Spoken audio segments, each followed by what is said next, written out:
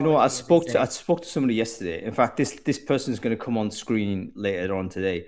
That individual told me the laptop that he or she, let's disguise the identity, that they had was 10 years old. Oh God.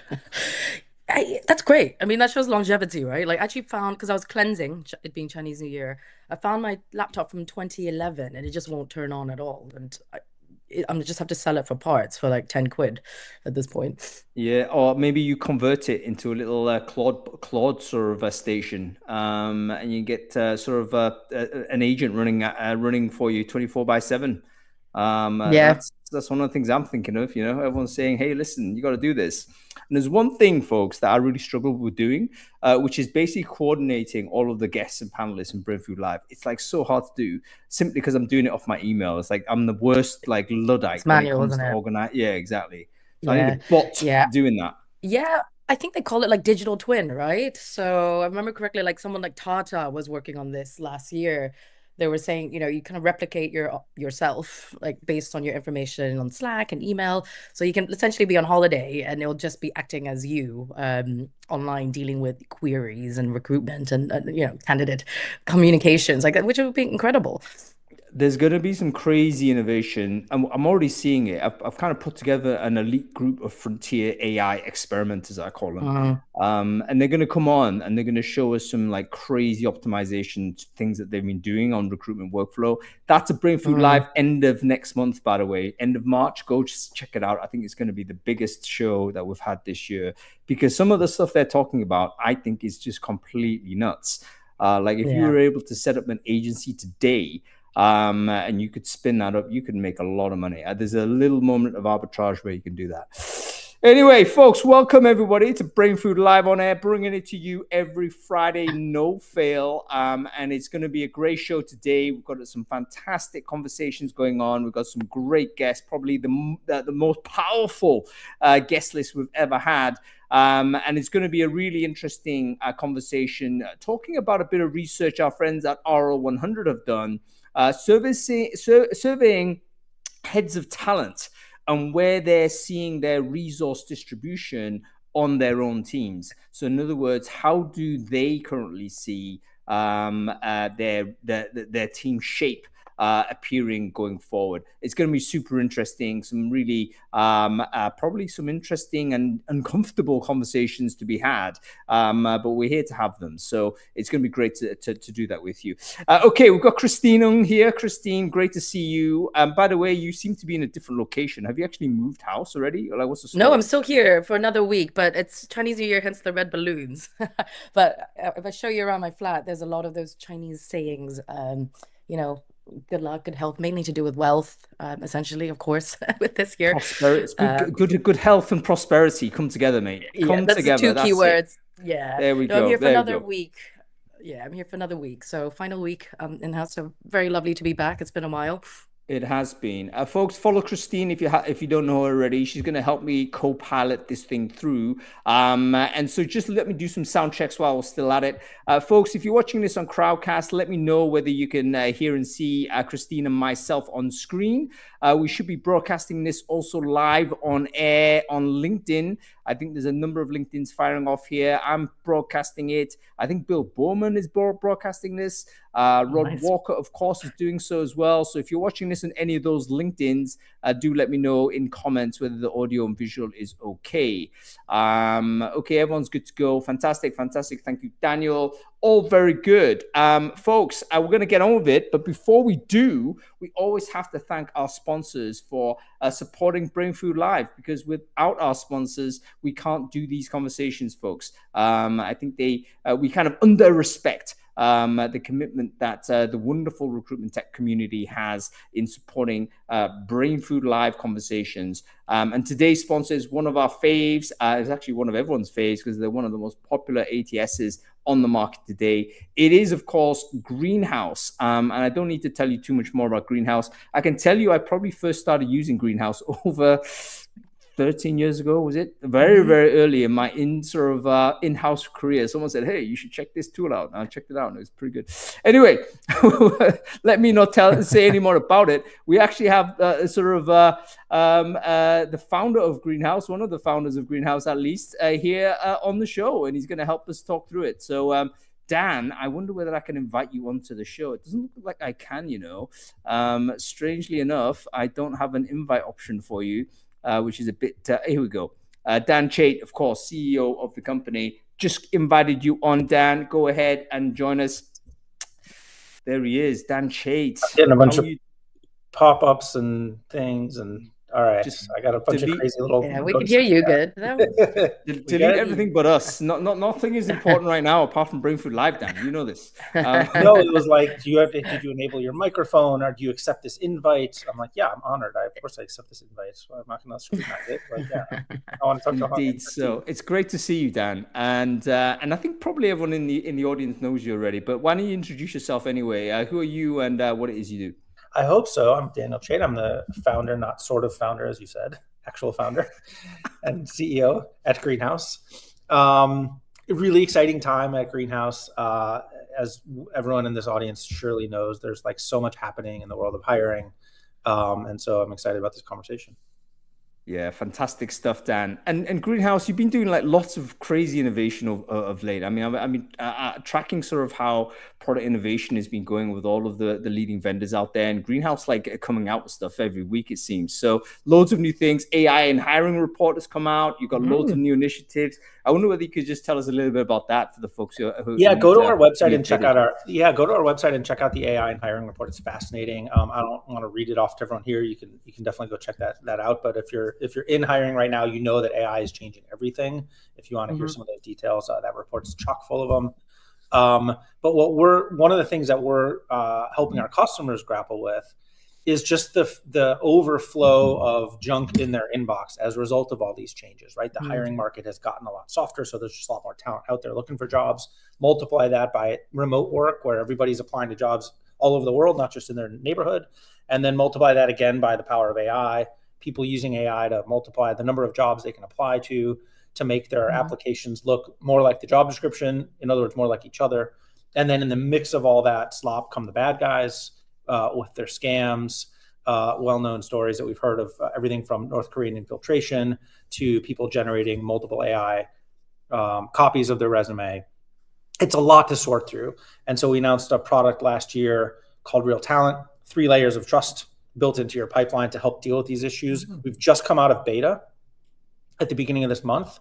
It was a fascinating process to go through. I mean, you talk about innovation, like this is just whole new category stuff. Like if you think about what an ATS, you mentioned Hung using Greenhouse 13 years ago, like I never thought when I started this company, I'd be fighting North Koreans, let's put it that way. But here we are. So what came out of the beta, really interesting to show.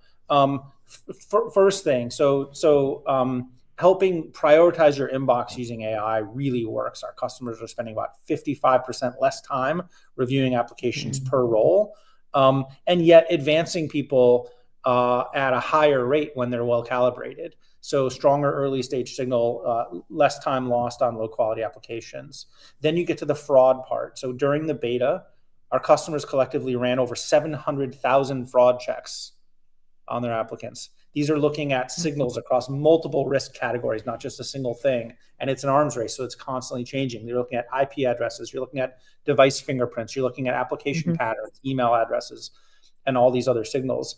And happily, obviously, you're only finding a small subset of applicants that are flagged for fraud, which is what you would hope. But those are being flagged, and when they are flagged, the customer then has an opportunity to do a manual follow-up. And in most cases, they're able to clear up the issues. And in a couple of cases, you catch the bad guy red-handed. Really interesting to see what's happening there. And then lastly, the third layer of Real Talent is identity verification. Who is this person that I'm dealing with? Is it the same person I'm interviewing that applied? Is it the same person that I'm giving the offer to that I interviewed? Our customers ran over 2,200 ID verifications during the beta.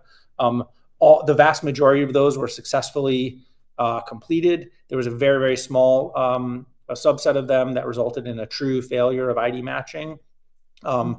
I would say the majority of the things that were flagged turned out to be innocent, name mismatches or, phone number formatting things, easily clear up with the candidate, gives everyone a lot more confidence before, during, and after the interviews, lets legitimate candidates move through smoothly. These are the kinds of issues that customers are dealing with today. And by the way, job seekers as well. And if you think about recruiting, where it's come from, it used to be recruiters reaching out to candidates and trying to get them to apply or listen to you. Now it's all about managing that inflow and finding who the real people are from the fake, who the high quality applications are from the low intent ones. It's just a brave new world out there, and it's only beginning. Yeah, it's crazy how that's suddenly escalated as one of the top priorities that TA folks have to think about. Rewind back like 2.5 years, folks. When was cybersecurity ever part of your remit? It's like literally not in your mind space. Now it's like number one in your thing, because you can't be the guy or the girl letting in fraud into your business. You have a responsibility to protect your hiring 100%. managers and protect your organization. Yeah. And like I said, it's an arms race. We're just at the beginning of this. So the threats are going to change. The bad guys are going to try new things. The things that we're doing today, the barriers we put up that work now, are going to stop working later, and we're going to have to do new things. It's not a static situation. And so we're having to invest literally millions of dollars in R&D to keep up with the changes in the threat behavior and the new reality that our customers are facing, regulatory, legal, and otherwise. And by the way, making sure that we do it while also being fair to the job seekers, while also complying with a patchwork of global, national, international, local, and state laws. It's a lot. It's an interesting challenge, actually. So I work in quantum, of course, and in our field, quantum, AI, machine learning, these are exactly the kind of industries where this would, we get a lot of candidates. And similarly, I think what I can see is this would not only support the validation on the upper funnel, but would this also remove the verification checks at the end of the recruitment process? Because that's actually what takes a lot of time as well for some of these industries, right? It's doing the background checks and what filters out at that stage. But at the same time, this is something we haven't necessarily considered. So it's great that you're adding this to your product roadmap, because a lot of the recruiters are actually doing this manually at the moment, sense checking. LinkedIn profiles could be faked as well. So there's a lot more elements in there that you're covering. So that's exciting. You got it. There's more as well, Dan, because we opened this conversation talking about Claude, OpenClaw. I mean, what the heck is that going to do? Especially as you might get now legitimate applications, but someone who's completely automated it. Like, it's not fraud, but it's like, is it cheating? It's also not cheating. It's like just ridiculous optimization. That I just think to know. Yeah, I was talking about this yesterday. I think the technology is evolving so quickly that the societal understanding and expectation of what the rules are around it isn't able to keep up. This always happens with technology. I mean, I'm old enough to remember when people said, no one's ever going to apply to a job on the internet. It's so important. I've got this beautiful resume that I printed out on ivory paper. Why would I possibly submit that to some janky website? But now, of course, it all happens. Everybody expects it. Well, with AI, that's just happening at hyperspeed. And so the expectations around, I've had people ask, are you trying to detect people that are using AI to polish up their resumes? And I'm like, no, because by the time we figure out how to do that, everyone's already done it. It's not going to be a problem. You're not going to care about the people who are worried anyone's using AI to do writing. No, everyone's using AI to do all their writing. So now we're already on to the next, and the next is well, what if my AI copilot shows up to an interview with me? I think right now most people would say that's cheating. I don't know how long that's going to be considered cheating, or that's just going to be considered life. I mean, no, it's so hard. Our kids use calculators in class to do their math work. And when I was a kid, if you brought a calculator into your school to do your math work, you were in trouble.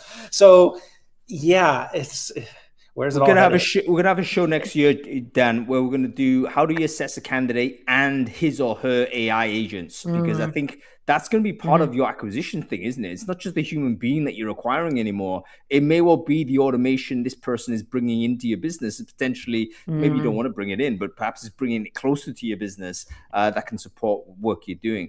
All right. Anyway, Dan Che, great to have you on the show. Great to hear what you're saying as well. Greenhouse, I think one of the businesses that is really kind of looking at the future just one step ahead and building the tools that we need. So great to have you doing this. Do check it out, folks. Greenhouse.com. You know the business already. And do follow Dan as well on LinkedIn. He actually comes out with some really interesting posts. I say actually a lot, Dan. I don't mean it offensively. I know. Actually, that guy writes me drinks over once in a while. Who would have guessed?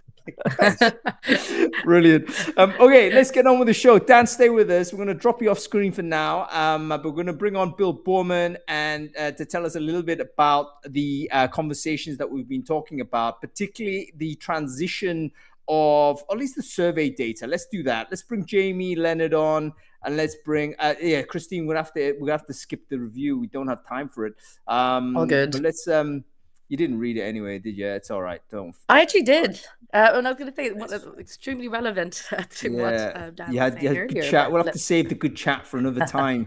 Are you coming to my meetup, by the way? I'm swinging by because Kim's doing her supper club after. Yeah. Sorry, Kim. I'm kind of interrupted. Bill, is that Bill? Yeah. I don't know. There's a random Bill. JB, let's just add a random Bill. Oh, okay, Jamie Leonard. Good to see you, sir. Jay. Hey, folks. Can you hear me at all? My phone's just done something weird. Yep, all good here. Audio's fine. Perfect. Can you quickly introduce yourself, Jamie? Who are you? What it is you do?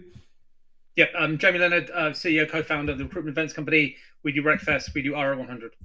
Yeah, brilliant stuff, mate. And of course, the leading TA event. I think if you want a festival, this is the one you want to go to. Check it out, Jamie Leonard on LinkedIn. And we have Bill Borman as well, the legend that is in Colin's kitchen. Hi, Bill. How you doing, Bill?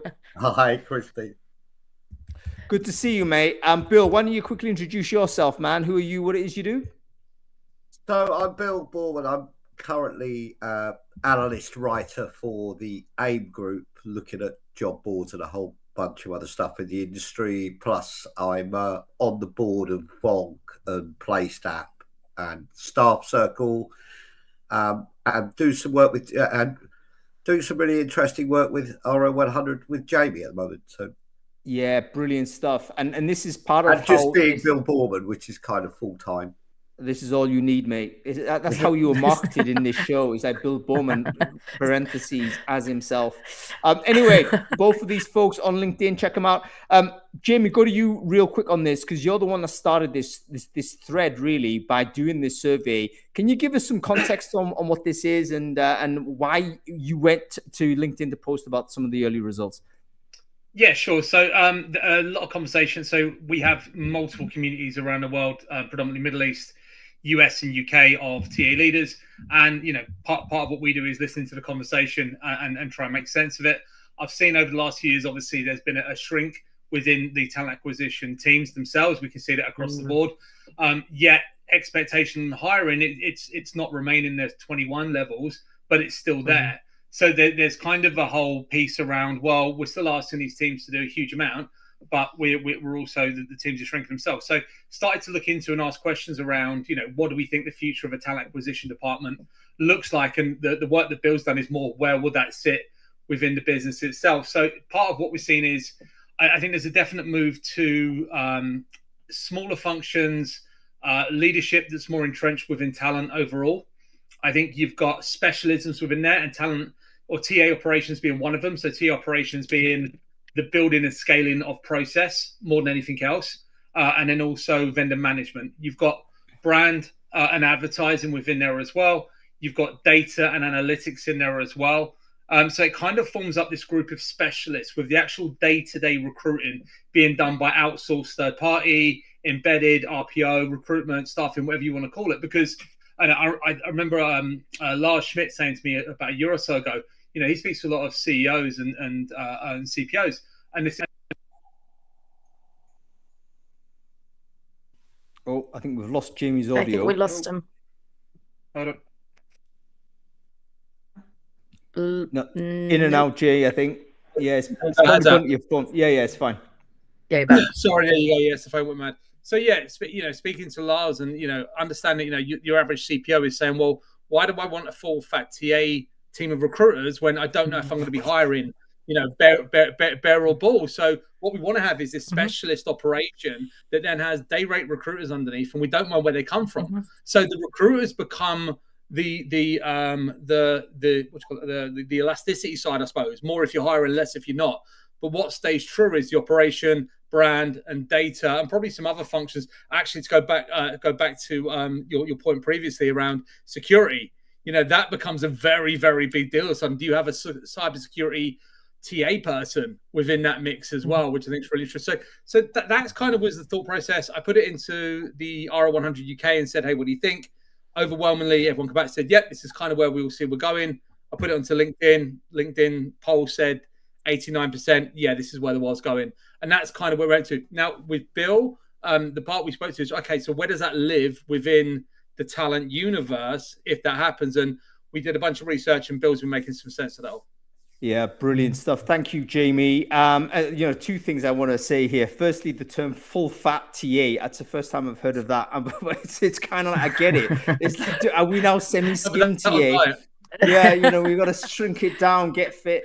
But yeah, full fat TA, why do we want this?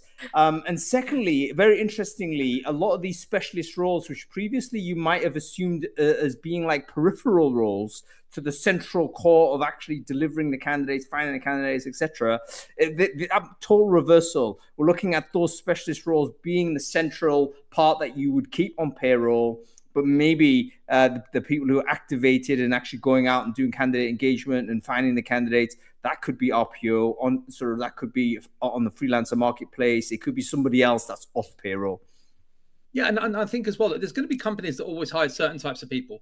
Royal Mail will always hire post people, right? That's always going to happen. That's never going to go away. There are a lot of companies where they hire in waves. It's turn on, turn off recruitment, and that's where I think you don't need those recruiters in house. Yeah, I can see that as well. Very, very interesting. Bill, let's go to you on this. Tell us about what sort of research you did on the back of sort of Jamie's preliminary sort of call out on questions. Like, can you give us a bit of context on that before we sort of share some slides? Yeah, so we had a response of 131 as a data set, and I think what's important with this data set is it's 131 RL100 members, which means first of all we know they're definitely TA. There's a little bit we have to factor in that members of the RL100 are likely to be from more progressive organisations than the run-of-the-mill. But generally, 131 gives us a good picture of what's actually going on. I sent you over a little bit of the data earlier, but you're talking about over 80% are saying there is a transition, there is a change of the job, right? So these are this is the breakdown of who responded. 131 senior talent and TA leaders. The employee size brand was under 500, 500 to 10,000, 10,000 to 100,000, 100,000 plus. Now, the interesting thing when you get into the data is what it looks like in reality is actually different according to the size of the organization. So if you're in a small organization, sub 500, this is already happening. Your job's already changed because you haven't hired extra people to do other things. If you're at the top end of that scale, in kind of the 100,000 plus organizations, it's more strategic planning of how we can execute this. But the one certainty is that it's all changed. So if you want to jump on another slide for me, Hung, I know you've got the deck. So this is these are the people that this is effectively what we looked at. What we've seen overwhelmingly is that we have real change. Is that the change is happening? There's more responsibility. Hung, or Christine, if you want to jump the slides on for me a little bit, you've got the deck. The change has happened. In particular, one responsibility that goes across everybody is workforce planning. That's from memory around about 79%.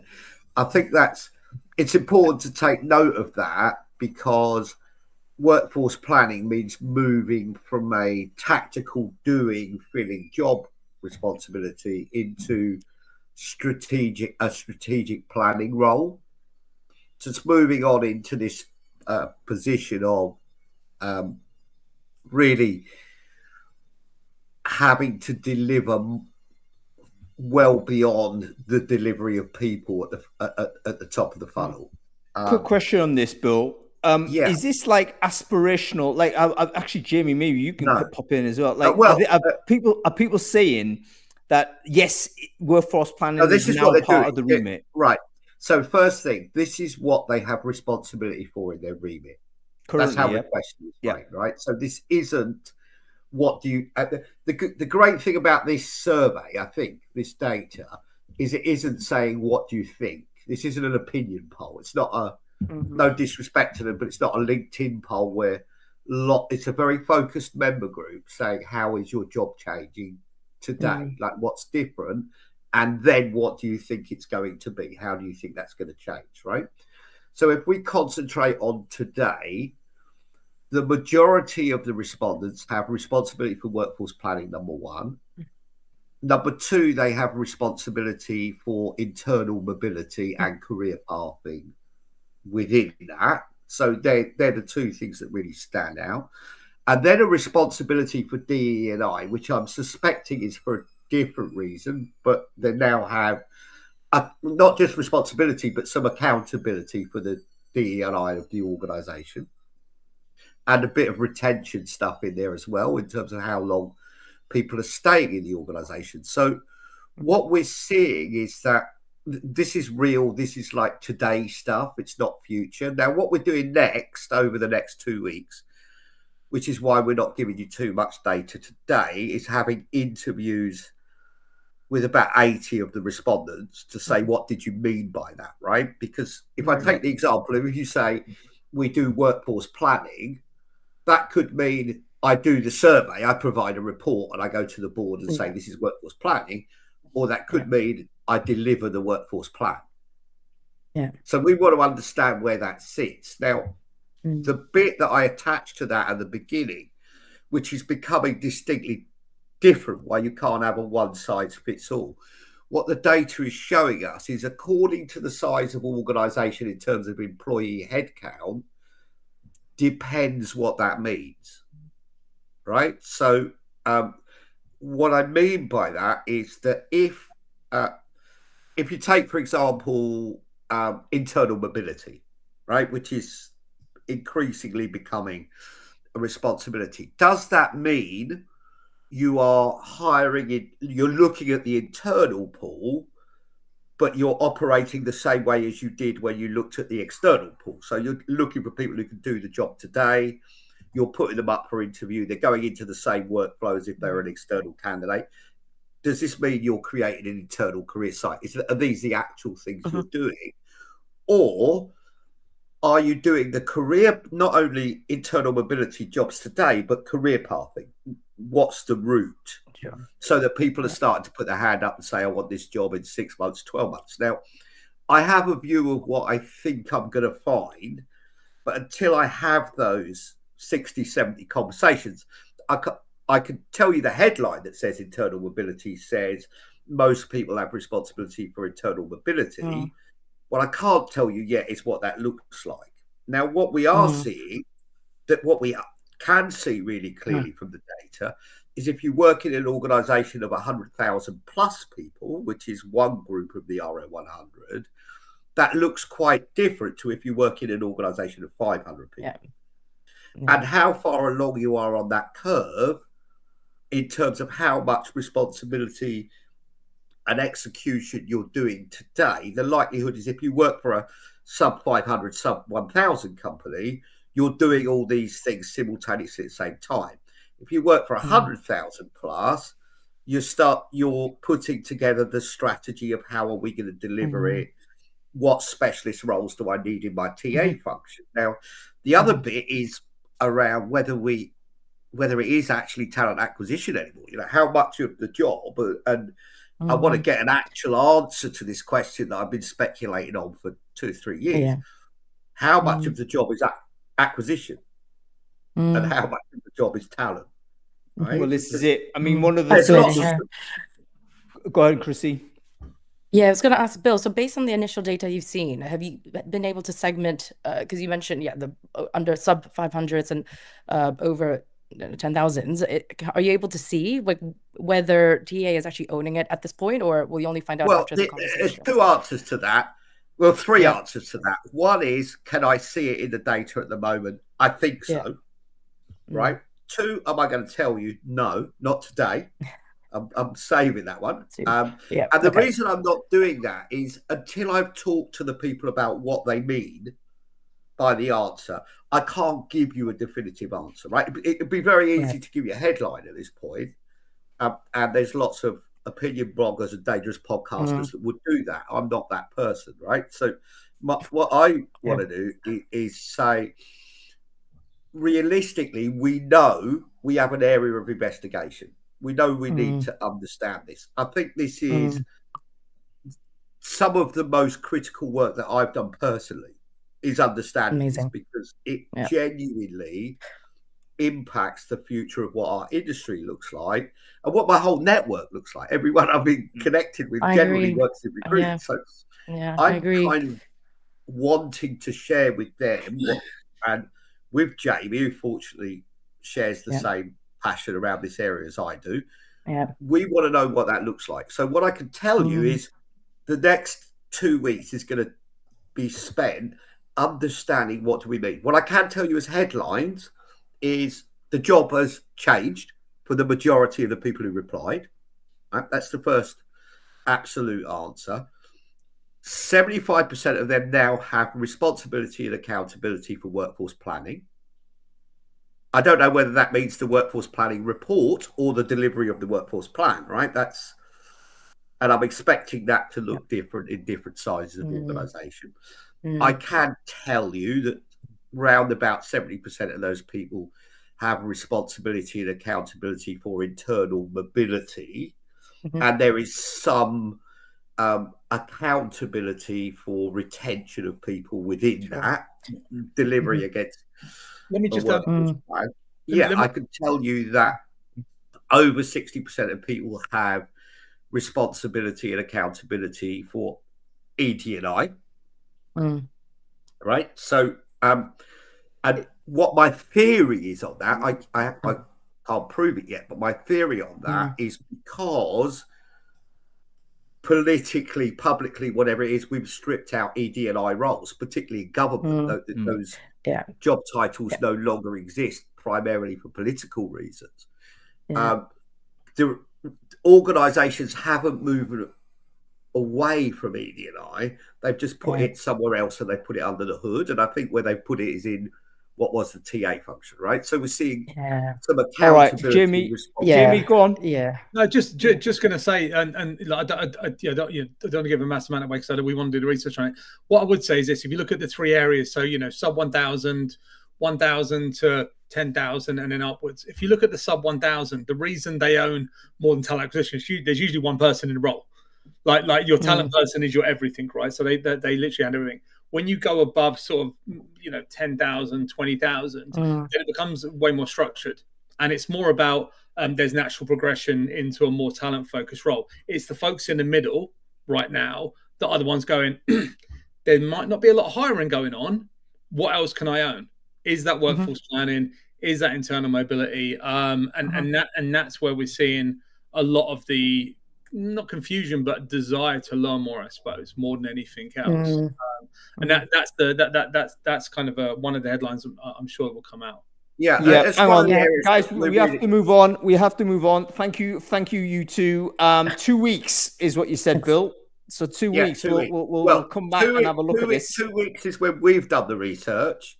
I think there's a March date for RL 100 Summit, and whoever's at that summit will get first look at the research, and then we'll show it to you. We'll come back on. Looking forward to it. We'll definitely have that. We'll definitely have that. Thank you so much, Bill. Thank you, Jamie, for for getting this stuff sorted out. It's actually really interesting information, tapping into the value of community. Folks, this is super interesting, isn't it? Thank you for your comments in the chat, by the way. Bob, I kind of get your vibe as well, but I think the segmentation does explain a little bit. And actually, Christine, your role is super relevant. I remember you and I having a conversation like way back when. About scope expansion And it was like not an easy decision at that time for you, but you took it, and you're probably owning a lot of this now, right? Yeah, well, it's saying it, hence why it'll be interesting to see the data, but I imagine anything sub 500. If you're owning the entire TA plus on the people side, for me, having worked in TA for 10 years, we all know how difficult it is to, to do actual recruitment and, the cost per hire. So at the same time, you want to ensure retention, you're able to retain them. So being able to see it holistically is absolutely critical, right? So I think I can see why in larger companies, if TA's goals are solely based on, number of hires and they're not strategic, they're not looking at it holistically, it kind of puts them on a bit of a back foot, right? Because especially nowadays, especially the next generation, we don't look at things as career ladders anymore, as career paths, right? So in larger organizations, we're seeing people drive their own career forward. So how do we then actually help facilitate that rather than saying, right, here's a typical process internally? Like you have to also do the same attraction model internally, right? There might be someone in customer service that's coding in their own time. And how do you then attract them to then maybe move on to work in an engineering role? So I think you will start to see like employer brand, but also like an internal roles as well. Do you know what? I don't think that can happen without actually eliminating the hiring manager. But that's one of my controversies I want to talk about here. Okay, great stuff. Listen, folks, as we're getting our other guests on to the show, we're going to bring on some practitioners that basically can discuss these findings. Like, what are we actually finding out there? So let's bring on Trina. I just sent you an invite. We're going to bring on Jen as well. Where can I find Jen? I tell you what, this is not easy to find. We've got Tush here as well. Hey, Trina, how are you doing? Great to see you. I'm good, thank you. It's very cold in Denmark, but I guess it's give us the minus figure. How cold is it? But we're Celsius, so I think it's been around -4 today, which is warmer than the other days. Oh wow! Yeah, that's too much. That's painfully cold. I mean, I was at -4 in Vienna about a month ago, and I was like, oh yeah, I'm hurting. Not nice. So, Trina, wonderful to see you. Why don't you introduce yourself while everyone's coming on? Who are you? What it is you do? Yeah, my name is Trina. I'm from Denmark. As I said before, I'm the head of global TA for Novo Nordisk. We're a biosolutions company. We were actually founded from a merger. That's why Hung knows me back in 2024 from two index companies from the exchange. And we do microorganisms, probiotics, enzymes, and we kind of have a full value chain from production. That's always interesting, to R&D and all the other support functions. So yeah, and I've had to set up TA from having 7 people to having 43. Yeah, brilliant. And it's been a great journey, still an ongoing journey. So we'll probably have to have a deeper dive in that at a later point, Trina. LinkedIn is shared in the chat there, so make sure you connect. We have Jennifer Candy here, of course. Jennifer, great to see you again. Can you quickly introduce yourself? Who are you? What it is you do? Sure. Can you hear me? Yep. Awesome. So Jennifer Candy, I'm a global head of TA for companies such as Cargill, Mondelez International, SAB Miller, most recently consulting for a transformation at IMI. In terms of team sizes, anywhere from 60 to 463. But hopefully in the future that goes down some with, I guess, people on our target operating model that are not people. So we're going to have a hopefully a little bit of a mix here, but interesting conversation. So happy to be here. Yeah, great to see you, Jen. I've just shared the link there as well. Make sure you connect. We have Danny Keynes. Danny, wonderful to see you again. Who are you? What it is you do? Thanks, Hung. Dan Keynes. I'm the head of permanent talent acquisition at Babcock International. I've actually just about to hit my 2nd anniversary at Babcock. So first corporate role in about 10 years. I was previously in startups and scale-ups are sort of places where entrepreneurs would swear at you across the table. So Babcock's been a very different experience, but a very positive one. Lots of change going on, all very good stuff. And this is very relevant right now. Yeah, fantastic stuff. And we have Tush here, Gujaratni. Tush, great to see you. Can you quickly introduce yourself? Who are you? What it is you do? Hi all, I'm Tush Vijayaratna. I'm the global director for a company called WPP, a big marketing advertising agency or leader. Been in recruitment for 20 plus years. I go more as a transformation TA specialist. So I go in, look at what we need going forward, build backwards. Nice to be here. Amazing amount of people watching it as well as this group. So thanks. Yeah, Fantastic to have you all again. All the LinkedIn's are shared. Heidi unfortunately can't join us. She had to drop out at last minute. So it's us going forward to the rest of the show. Folks, you just heard Bill and Jamie talk about this research. And you know what? I was kind of surprised by it. And we had some commentary in the chat saying, you know what? I can't really believe this. 75% of TA leaders are saying they now own workforce planning. Is that a little bit like too high? I mean, is that even true? Like if we asked, let's say 110 HR people and said who owns sort of workforce planning, would we also have them say 75%? What are our thoughts on this? Is it sample bias in some way? Is it genuinely where we're at? Is it where we're going to be? Any thoughts on that? Danny, go. Yeah, I think 75% is probably quite high right now. I think it's probably aspirational. You know, if I speak for myself, I work with some very talented strategic workforce planning people. I work very closely with them. But if I said to them tomorrow, you're part of TA, I think they'd probably take dispute with that because the role's wider than TA alone. And I would argue that even if you did stick it in TA, are we actually potentially limiting its ability to do what it needs to do? Not saying it's wrong, but right now, I would say not. Strategic workforce planning, if I was to tie it up neatly, is part of the same area of the people function that we're in, but it's not part of TA. And I suspect in a lot of cases, unless you're a small function, that's probably the case. Yep. Any thoughts on that, Trina?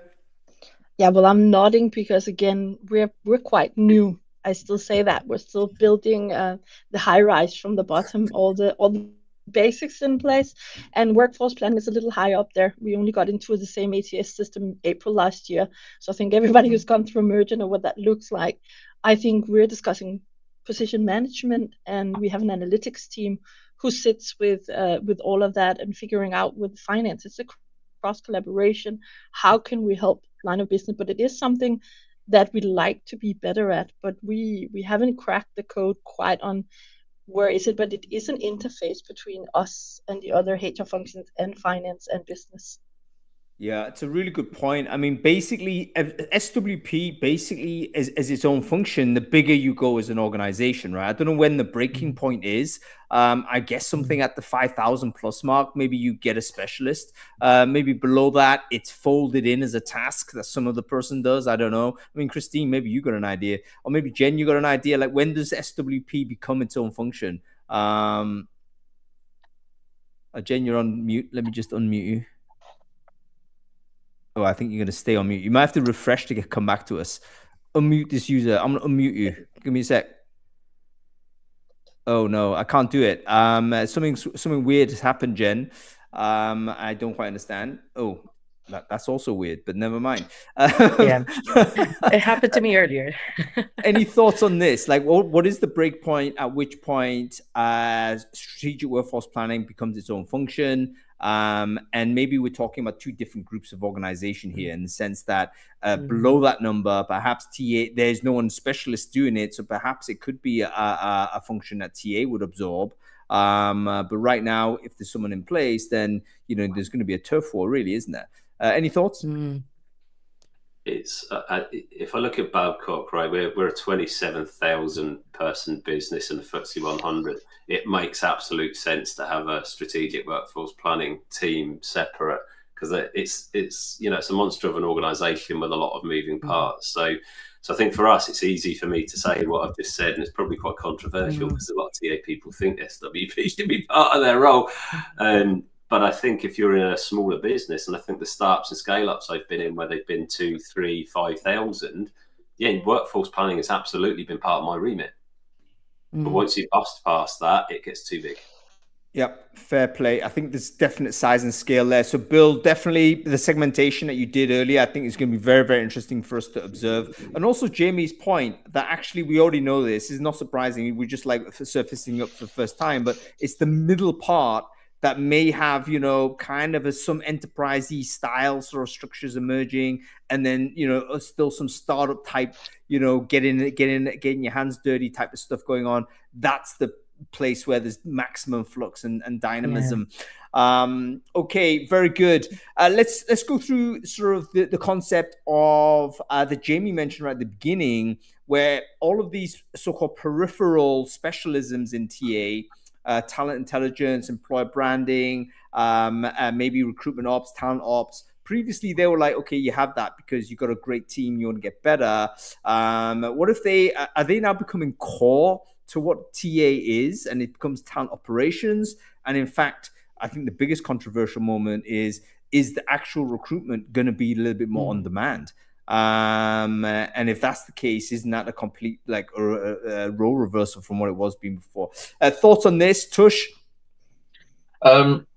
I think it's the evolution of where we are right now. So if you think about as a company, taking up and flexing up level, and because of that, it's hard for TA to measure what is needed from a TA capacity. But we do know that there are fundamentals in terms of the engine that we need to run.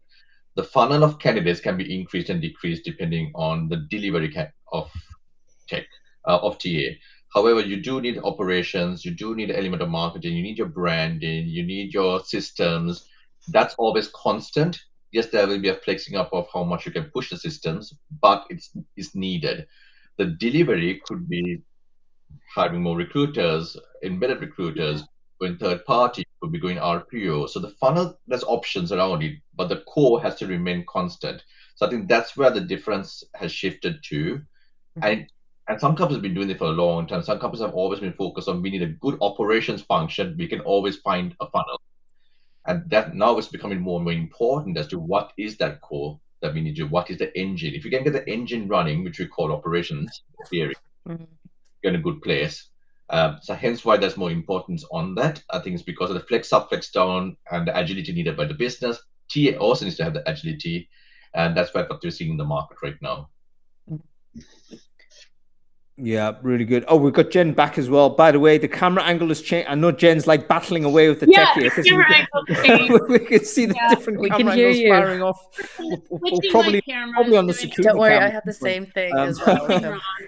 So technology is failing us today. So if I'm looking here, I'm looking at you, but whatever, you got me. All good. Jen, I don't know whether let me leave you to get reacquainted with the chat, Jen. You might not have caught some of that because you come in and out. But in terms of the idea that sort of generalist recruiters end up becoming a little bit more on demand, I've kind of witnessed that the jobs that I've seen being published are all being like FTCs, fixed term contracts. And that kind of resonates with me to say, you know what, it seems that is the case because we've gone through these bull and bear markets, like a ridiculous oscillation for the last couple of years. We can't predict the headcount demand. Therefore, actually, we're not going to put the headcount on fixed payroll. We need to have much more, put it onto flexible cost, and that's fixed term contract as the biggest commitment we're going to make, if not, tapping in a freelancer marketplace or just tapping into, a lot of floating recruiters out there.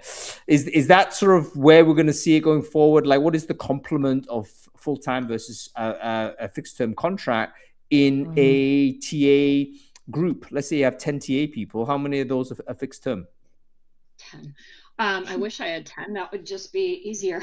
But I'm going to answer. I'll give my answer to that. I don't think it's I think the pendulum's shifting, going back and forth, right? So we don't know yet is the answer. And so I think with what we're seeing right now, we have to be dynamic with everything we're doing around target operating models. And we need to take a look at, where we are in the TA roadmap with our AI maturity model, and then looking at our target operating models to how do we support that 3 to 5 year roadmap, knowing that there's a whole bunch that we don't know yet and that's not tested. And to do so, yes, I think in the interim, we absolutely will probably need more FTE or interim because it's not predictable. Will we ever be able to predict? Probably not perfectly. But when we start putting in things like talent intelligence and working towards predictive analytics and strategic workforce planning, really being strategic workforce planning, not just workforce planning. I've not seen real strategic workforce planning perfectly work, by the way, except for within defined areas like sales, which is a bit more predictable. Then I think we can take a look at what we actually need. But I think it's just dynamics, simply that. It's ever changing, the roles we need ever change. And I'd say, like, look, IMI had just asked me to do something around, can you put together a 3-year roadmap for TA and AI? And yes, I mean, I can, and the readiness and taking a look at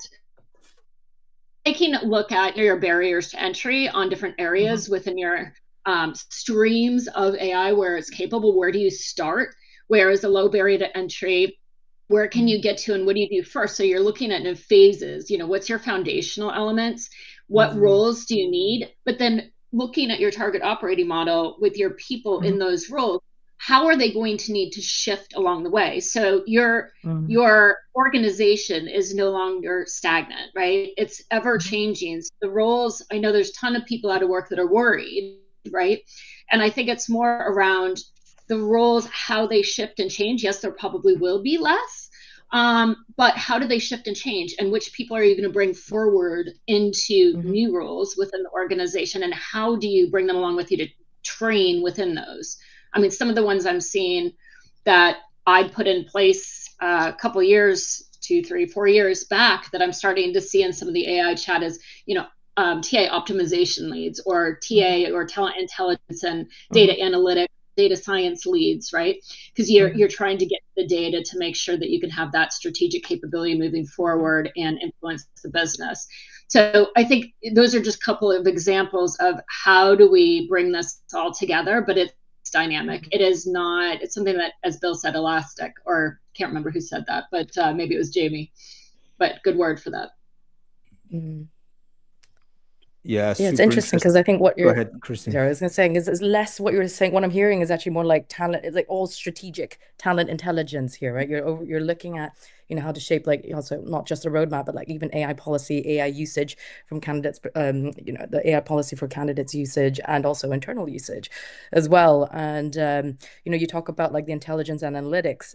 Some talent teams also work closely with like business intelligence, for example. So they will capture data at all aspects of the employee journey, right?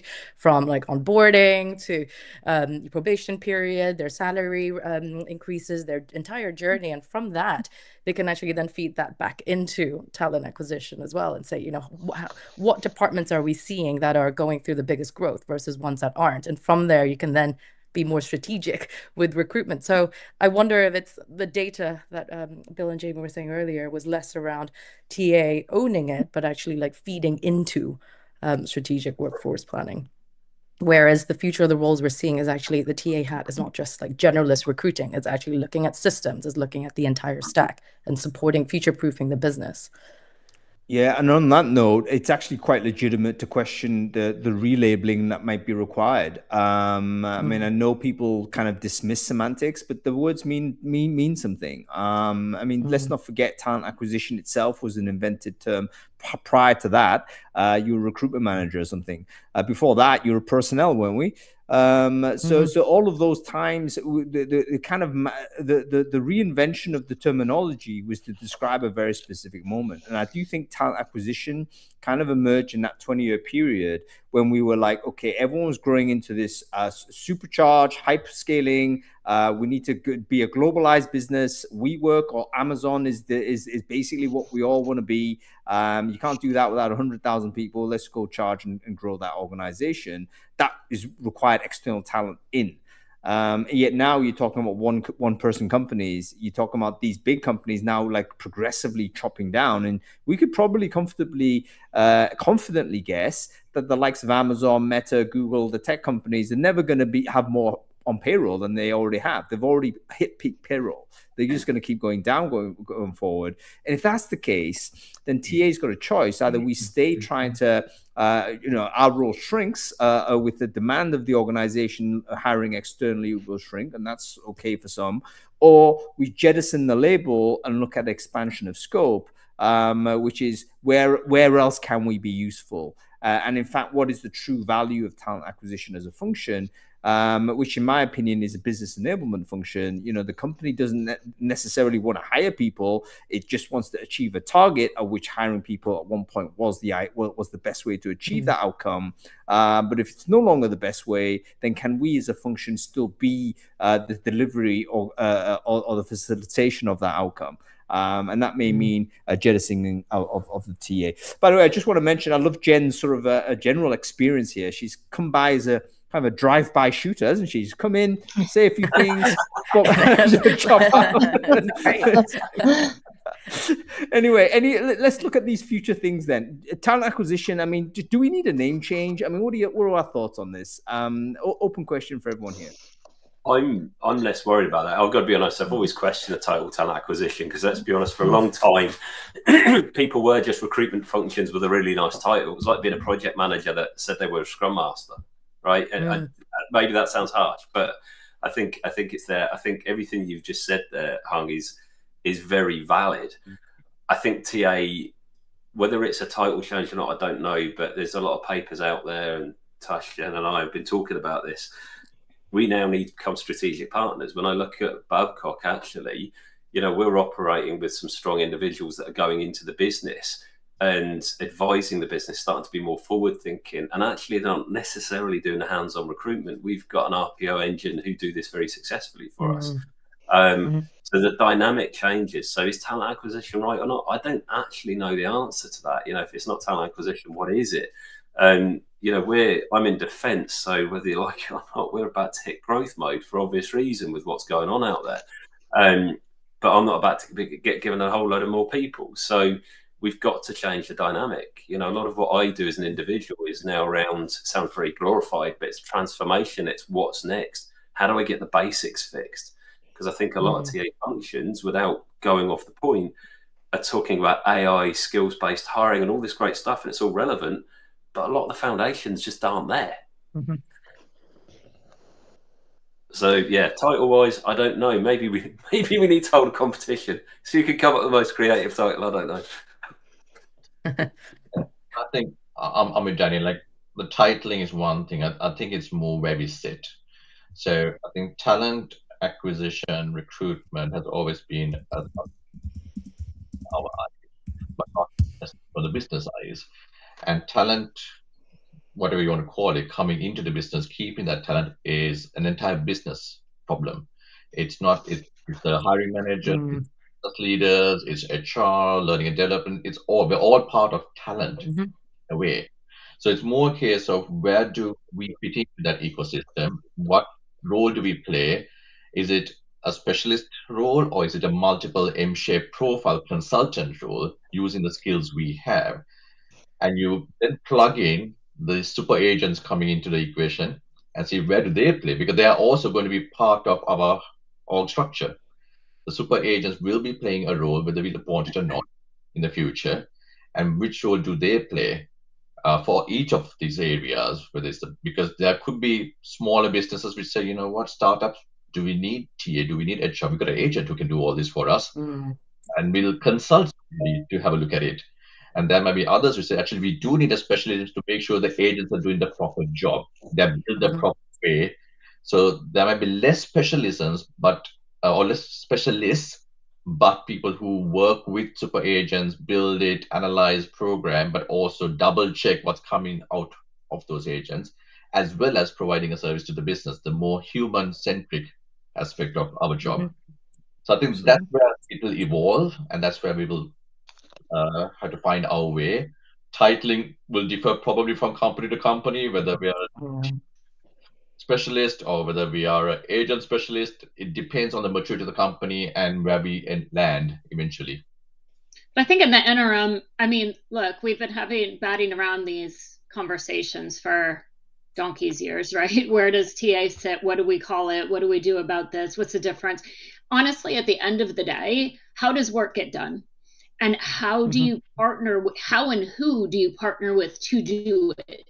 Will change, right? And will morph along the way. But how do you develop those more synergistic relationships between talent development strategic workforce planning. It may fit in other areas if you're in a 160,000 person organization, right?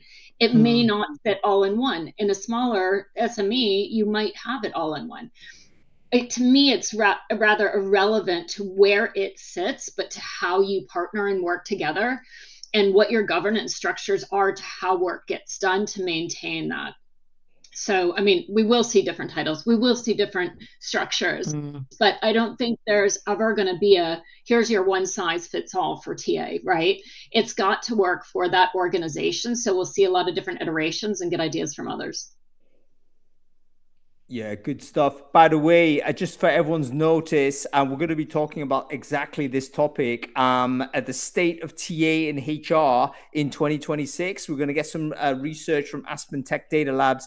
They're going to just do a 5-year kind of review as to what job titles have been published over time. And Bill, we will be seeing sort of whether there has been any changes, like what are the numbers of people calling themselves TA over time? Has that gone up or down? What are the new job titles that are emerging in the industry?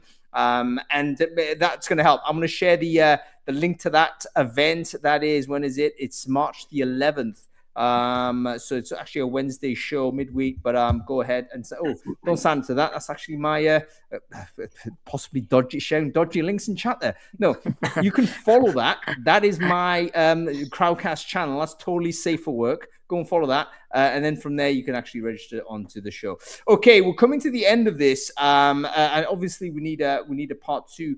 Part 2 seems to me about how do we do the internal dialogue and negotiations, because if there is an expansion of scope from talent acquisition, we're going to end up rubbing up alongside and against some other functions that might see, oh, this is my remit, what you're doing. And Danny, you actually even mentioned that explicitly to say, you know what, in some companies you work for, you know, if you started saying from TA's point of view, I'm doing some workforce planning, they may correctly say, what the heck are you doing, mate? So what is our policy there? How do we actually think about this? And let's also understand from the other functions within the people organization, they may also be going through a similar journey of expansion of scope. So they may be coming into our world as well. So what's our policy? Do we have a policy? Is it just to battle it out? Like what's our thoughts on this, Trina? But I think you're back again to it. There is not a one size fits all, right? So I think we're all different sizes. We're 11,500 people sitting across the world. There's also some legal element to some of that, and we're already battling it out, right? We have people tech. Why do we have tech people that do IT when we're an IT department?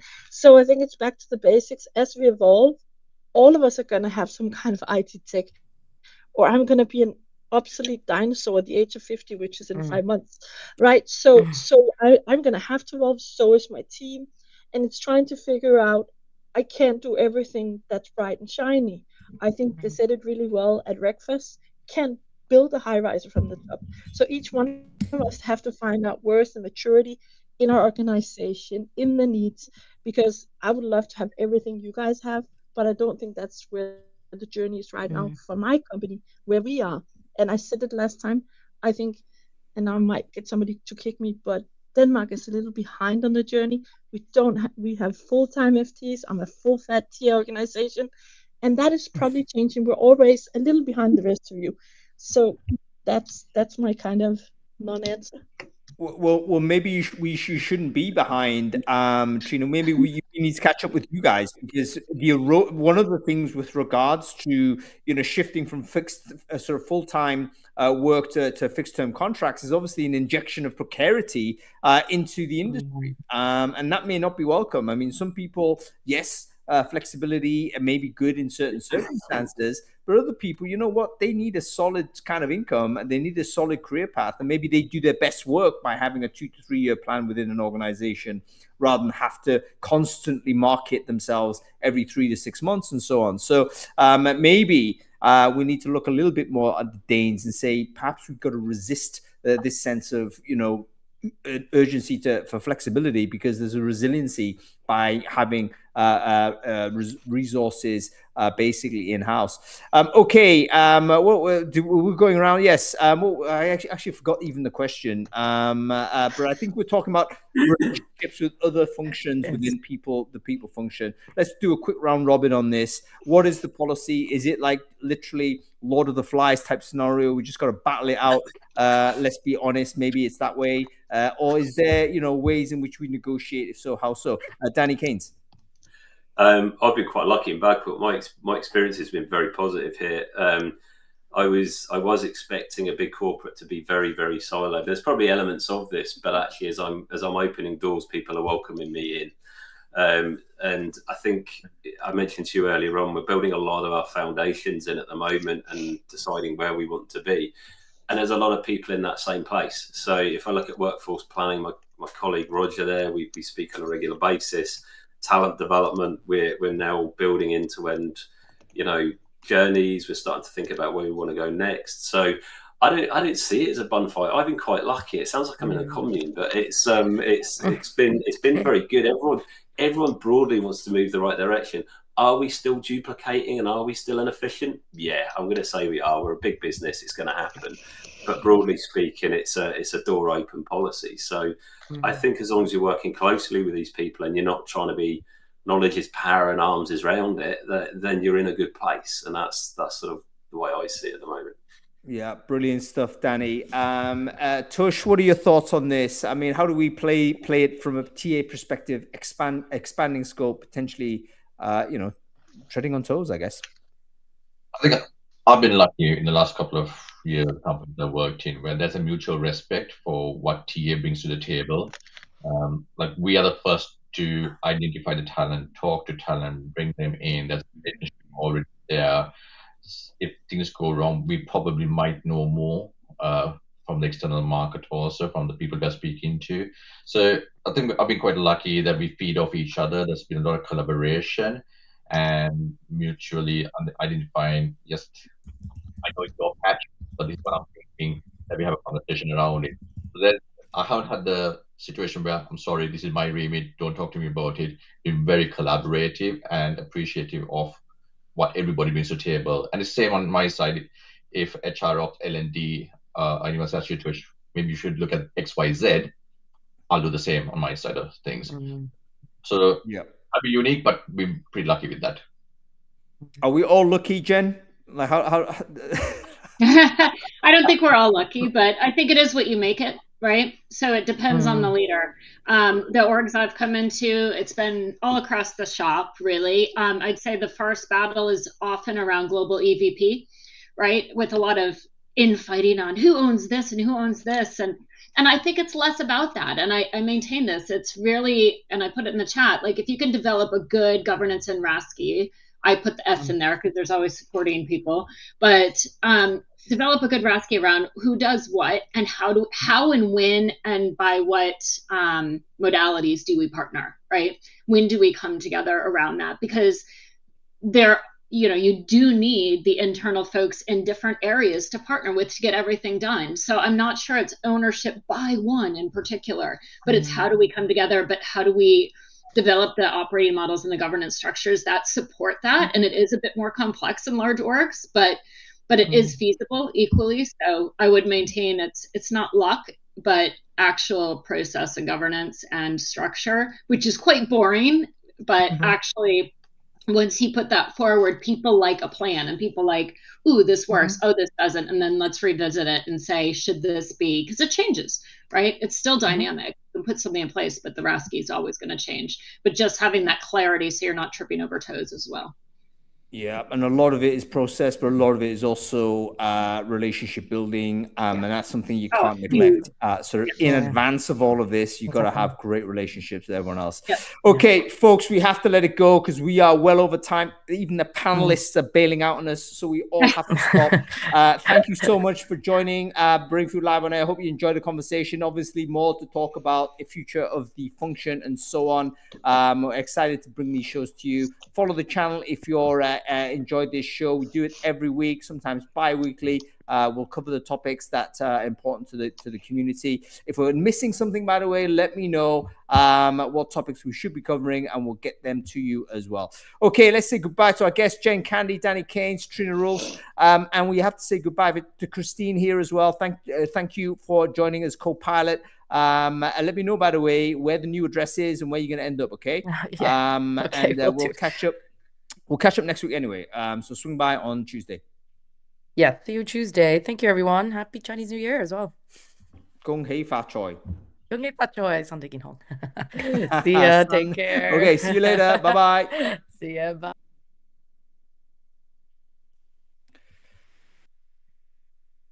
Have I paused?